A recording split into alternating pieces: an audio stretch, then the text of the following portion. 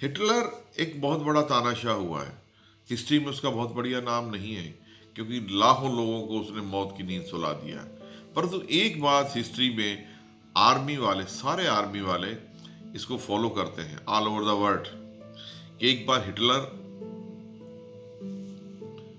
दुश्मनों की फौजों से घिर गया, चारों तरफ फौज ही फौज थी। तो जनरल्स ने कहा कि साहब एक काम करें, अब तो सरेंडर के अलावा कुछ चारा बचा ही नहीं है, क्योंकि चारों तरफ दुश्मनों की फौज है और आप बीच में गिर गए हैं। तो हिटलर ने बोला एक सेकंड रुको, मुझे सोच ले दो। सोचा और बोला नहीं, हम उनकी फौज चारों तरफ फैली हुई है और हम एक तरफ से हमला करेंगे। हम हैं 500 आदमी और वो हैं 50 आदमी, उस चेन को तो हम तोड़ ही पाएंगे। वैसे भी जो वीकेस्ट आदमी का पॉइंट होता है उसको जल्दी हिट करो तो फायदा मिल जाता है। स्ट्रॉन्ग चीज को हिट नहीं ज्यादा करना चाहिए, ताकि फायदे की उम्मीद कम रहती है। ये युद्ध के नियम है, लाइफ के नियम नहीं है। बहुत से लोग अपने आप से बात करते सुने होंगे। अपने घर जाएंगे, सारे दिन की दुख की बात बताएंगे। आज मेरे दोस्त ने मेरे को ये कहा, आज मेरा ये नुकसान हो गया, आज मेरा ये हो गया, आज इस कारण नुकसान हो गया।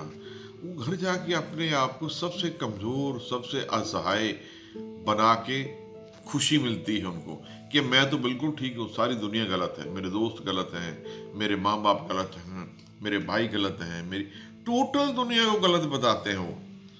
आप याद रखना भाई और बहनों, 100 में से 80 आदमी को तुम्हारी इन बातों से कोई लेना देना नहीं है। घर वालों को, बाहर वालों को कितने रो रो के सुनाओ, लोग उसको सुन तो लेंगे पर उन पे कोई इंटरेस्ट नहीं है। और बाकी रह गए 20-19 आदमी खुश होंगे कि अब ये फंसा है, ठीक फंसा है, अब ये ठीक फंसा है। इसलिए एक आदमी को हो सकता है आपसे सहानुभूति हो, मदद करने भी आए, क्योंकि किसी चीज का बीजनाश नहीं होता। गुरु नानक साहब ये कहते हैं कि आदमी को जीवन में एक आध बार दुख आना भी चाहिए। उसे पहचान हो जाती है कि उसके दोस्त कौन से हैं या दुश्मन कौन से हैं। परंतु दुखों का आलाप, गुणगान खुद मत करो, लोगों को नजर आते हैं। अगला पॉइंट है डोंट क्रिटिसाइज। जब हम क्रिटिसाइज करते हैं तब लो एनर्जी में चले जाते हैं, इसलिए हमें क्रिटिसाइज नहीं करना किसी को भी।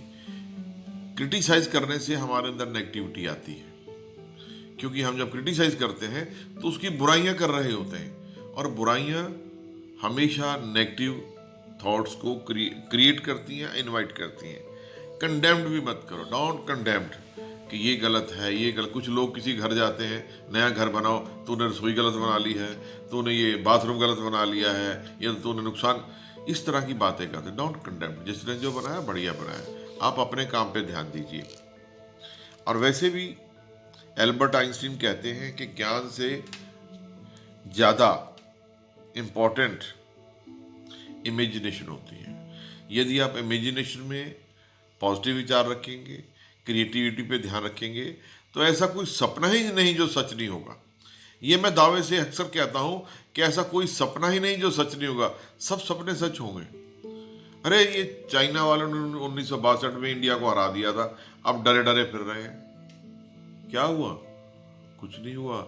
सपना मजबूत देखिए, मजबूत सपना देखिए, मजबूत होकर निकलेंगे आप। और आखिर में मैं आपको सिर्फ इतना ही कहूंगा कि कामयाबी के लिए एक सूत्र आप अपना बांध लीजिए।